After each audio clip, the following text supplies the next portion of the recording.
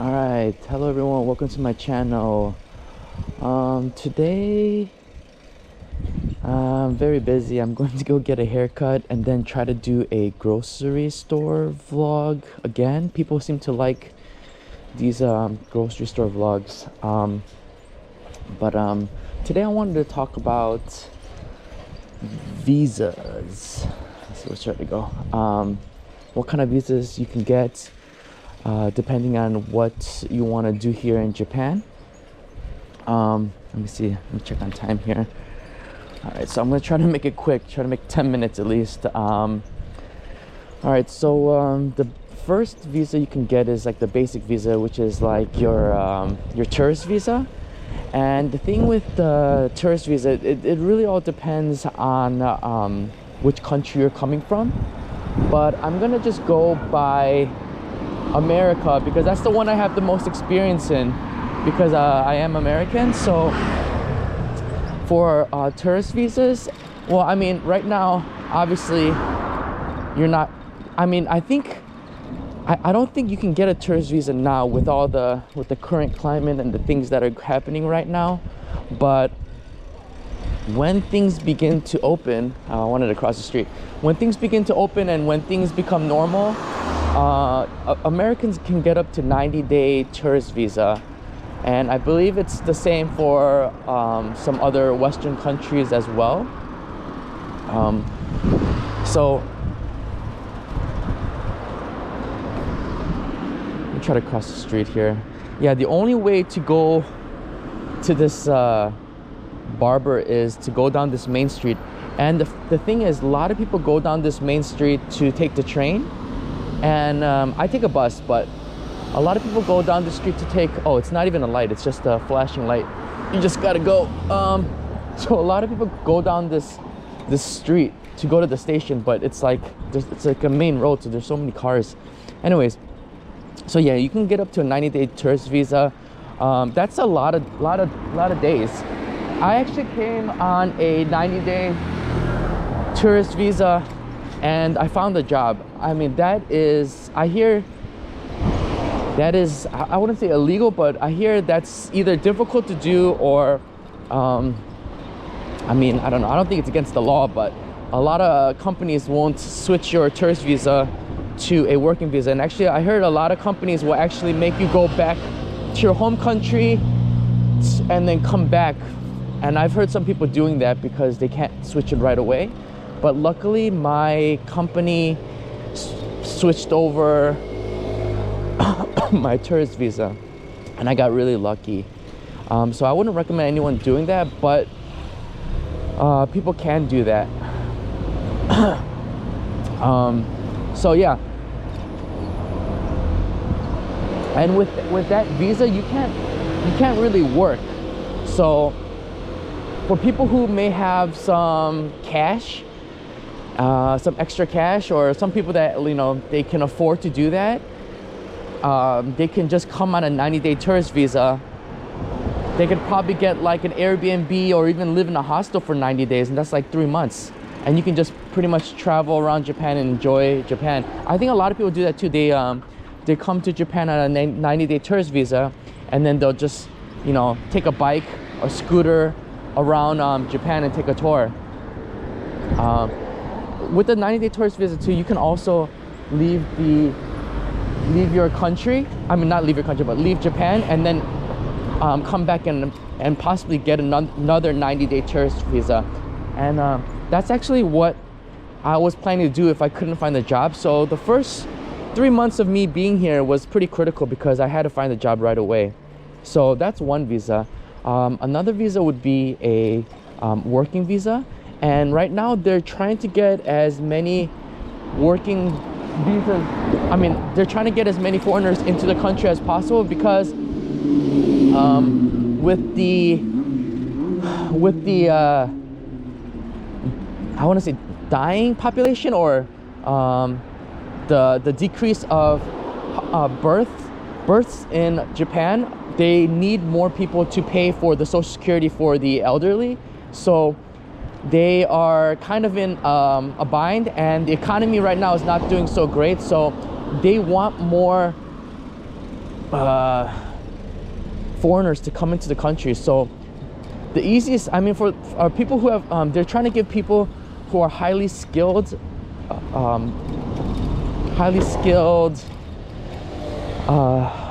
people visas, but I don't think highly skilled people are trying to come to Japan. If they're already highly skilled in their own country, they're probably not trying to come here. And that goes for like, you know, like doctors and like, you know, maybe like engineers. But from the opposite of that, they let a lot of labor workers in. So a lot of people from like the Philippines or Vietnam, they can come to Japan on a working visa. That's a big electronics store near my house. But yeah, so they do have a high increase of Vietnamese workers here and Filipino workers that do like labor work. But they're also highly skilled Filipinos and Vietnamese people too. They have, you know, I've met some engineers. So I mean, it goes both ways depending on no matter the country.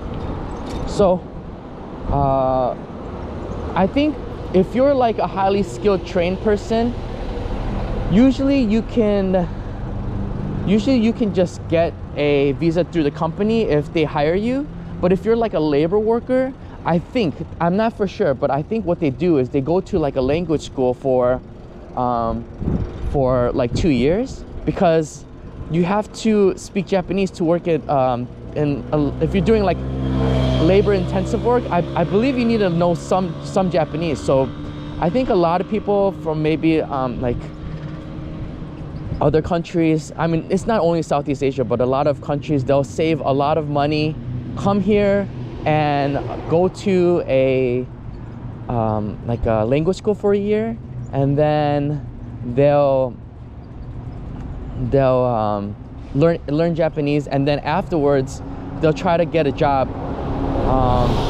And if you saw my Okinawa video where I go to Okinawa, a lot of the like convenience store workers, they were all foreign.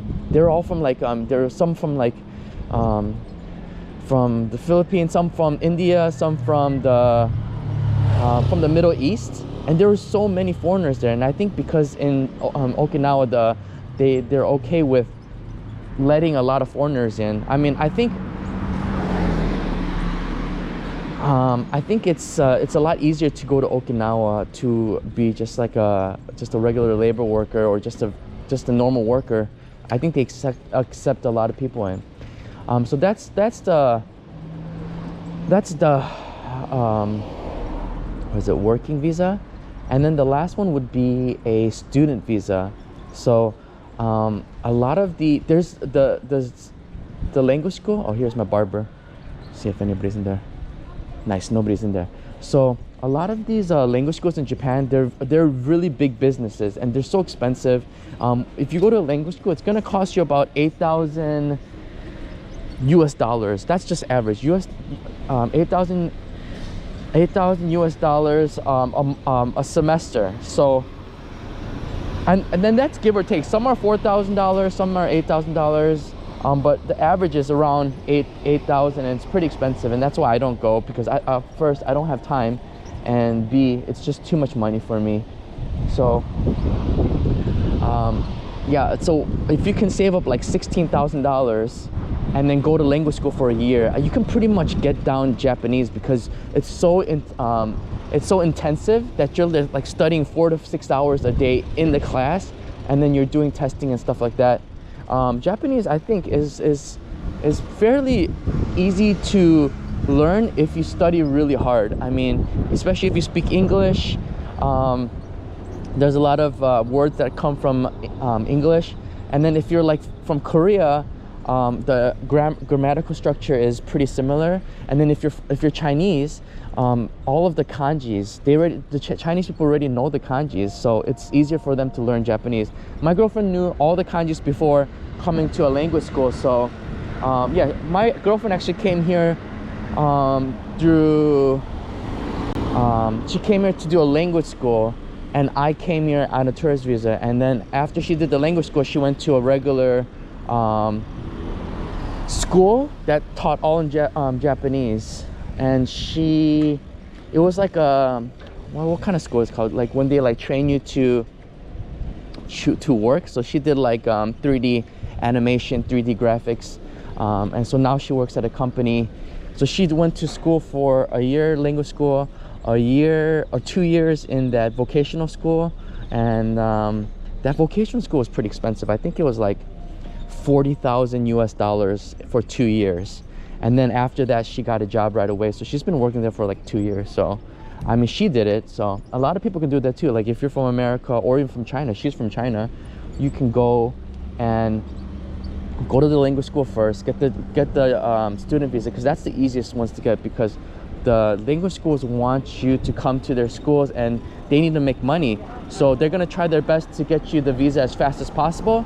So you get the student visa, and then you can get here, and then once your foot's in the door, you can just study and, you know, do whatever you need to do. And then afterwards, once you learn a little bit of Japanese, you can get a job.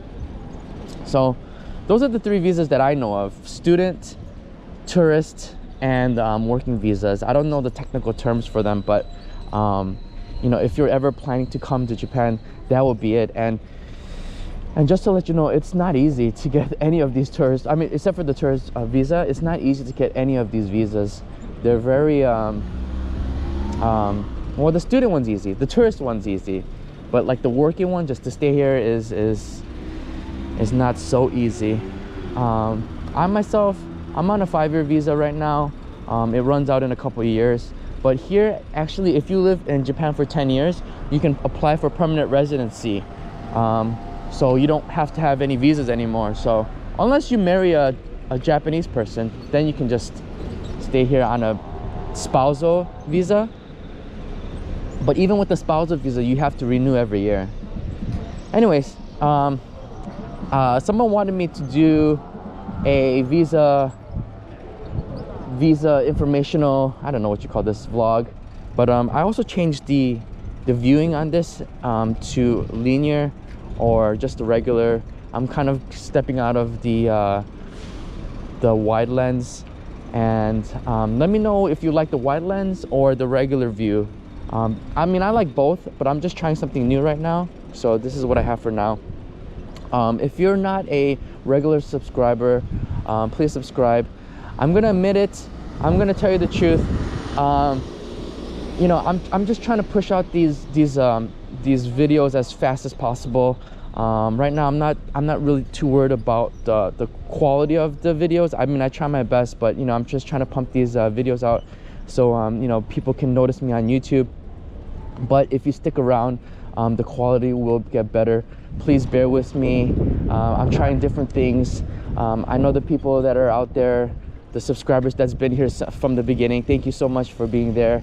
If you just bear with me for a year, no, for a year maybe, the quality will get better. You know, I can afford more better quality cameras maybe, and then you know, things will get better. So I just want to thank all the subscribers that's been sticking around. I hope you enjoyed these videos and these vlogs.